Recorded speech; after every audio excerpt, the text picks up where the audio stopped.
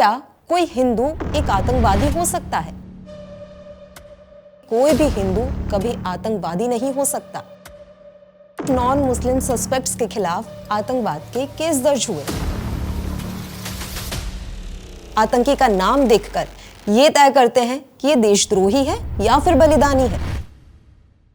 देश की जनता के सामने गर्व से कहता हूं कि हिंदू कभी टेररिस्ट नहीं है। और हिंदू टेरर का सगुफा किसका? देशभक्त संगठनों पर आरोप लगाए आपने, सिर्फ आपकी छिछोरी राजनीति के लिए। Malegaon bomb blast. साल 2018 में हुआ ये आतंकवादी हमला अपने आप में आजाद भारत में हुए किसी भी आतंकवादी हमले से बिल्कुल अलग था। वजह थी इसके मुख्य आरोपियों में उन लोगों का नाम शामिल होना जो धर्म से हिंदू थे। ये पहली दफा था कि भारत में हुए किसी आतंकवादी हमले में किसी हिंदू का नाम आया था। किसी के लिए शर्म की बात थी, कुछ के लिए अफसोस की, किन्हीं के लिए दुख तो किसी के लिए गुस्सा, और कई ऐसे थे जिनके लिए ये एक मौका था राजनीति का। इन मौका परस्तों ने मालेगांव बम ब्लास्ट की आड़ में पहली बार भगवा आतंकवाद या हिंदू टेरर जैसे टर्म को उछाला था। इससे भारतीय राजनीति में भूचाल आ गया था। सवाल उठने लगे कि क्या कोई हिंदू एक आतंकवादी हो सकता है? क्या भगवा आतंकवाद जैसी चीज एग्जिस्ट भी करती है? सबसे बड़ी बात यह कि आज अचानक से ये मुद्दा फिर क्यों उछला? हिंदू टेरर की बात फिर से क्यों हो रही है? आज इस वीडियो में बात इसी की। बात ऐसी है कि महाराष्ट्र के मालेगांव ब्लास्ट केस में 17 साल बाद कोर्ट का फैसला आया। कोर्ट ने सभी 7 आरोपियों को बरी कर दिया। सभी आरोपी हिंदू थे, जिस पर 2008 में खूब बवाल हुआ था। इस फैसले के आने से ठीक पहले अमित शाह ने राज्यसभा में कहा कि वोट बैंक की राजनीति के लिए कांग्रेस ने भगवा आतंकवाद का झूठा सिद्धांत बनाया। शाह ने संसद के उच्च सदन में साफ साफ कहा कि मैं गर्व से कह सकता हूं कि कोई भी हिंदू कभी आतंकवादी नहीं हो सकता। बस उनके बयान और मालेगांव ब्लास्ट के फैसले के बाद हिंदू टेरर को लेकर फिर से बहस छिड़ गई। अब इन दोनों बातों के अलावा भी कुछ ऐसे पहलू हैं जिनकी वजह से हिंदू टेरर एक बार फिर सुर्खियों में आने लगा है। जब चुनाव नजदीक आते हैं तब राजनीतिक पार्टियां पोलराइजेशन यानी कि ध्रुवीकरण के लिए ऐसे शब्दों का इस्तेमाल करने लगती हैं। हिंदू टेरर को उछालकर ये संदेश देने की कोशिश की जाती है कि सिर्फ एक धर्म को आतंकवाद से जोड़ना गलत है। साफ है कि एक वोट बैंक को साधने की कोशिश की जाती है। बिहार में चुनाव है, मुंबई में बीएमसी चुनाव है, तो ऐसा कह सकते हैं कि ये चुनावी मौसम का भी एक असर है। आतंकवाद को मुस्लिम कट्टरपंथ से जोड़ा जाता है। अब कुछ वर्ग संतुलन बनाने की कोशिश करने में इस समय लगे हुए हैं। इसलिए हिंदू टेरर को एक काउंटर नैरेटिव की तरह इस्तेमाल किया जा रहा है। हाल की कई फिल्में, वेब सीरीज और डॉक्यूमेंट्री में भगवा आतंकवाद या हिंदुत्व हिंसा को थीम बनाया गया। ये चर्चा को और हवा देता है, जिससे सोशल मीडिया पर हैशटैग और ट्रेंड बनने लगते हैं। इसके अलावा कुछ विदेशी मीडिया संस्थान या एनजीओ भारत में हिंदू राष्ट्रवाद को मैजोरिटेरियन कट्टरता के रूप में दिखाते हैं।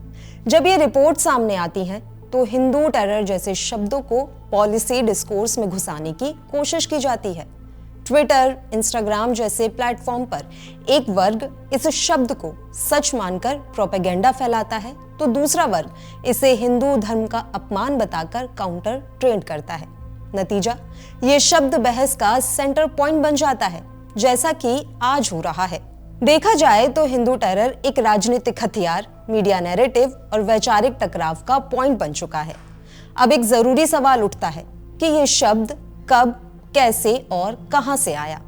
तो हिंदू आतंकवाद या भगवा आतंकवाद जैसे शब्द पहली बार पब्लिक एंड पॉलिटिकल डिस्कोर्स में 2008 के बाद सामने आए, और इसे इस्तेमाल करने का क्रेडिट कांग्रेस नेता सुशील कुमार शिंदे और दिग्विजय सिंह को दिया जाता है।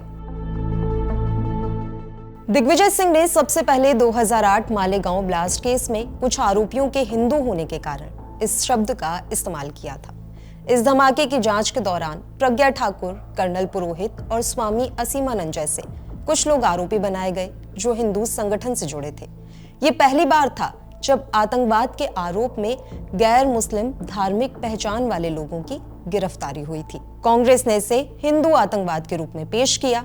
दिग्विजय सिंह इस बात पर जोर दे रहे थे कि आतंकवाद केवल मुस्लिम कट्टरपंथियों से नहीं जुड़ा होना चाहिए, जबकि बीजेपी ने इसे हिंदू धर्म के खिलाफ साजिश करार दिया। फिर आते हैं सुशील कुमार शिंदे। साल 2013 में जयपुर में कांग्रेस का अधिवेशन हुआ था। इस अधिवेशन में सुशील कुमार शिंदे भी शामिल हुए थे, जो कि उस समय गृह मंत्री थे। उन्होंने इस अधिवेशन में कहा था कि आरएसएस और बीजेपी कैंप हिंदू आतंकवाद फैला रही हैं। उनके इस बयान पर काफी विवाद भी हुआ और बीजेपी ने इसे हिंदू धर्म का अपमान बताया।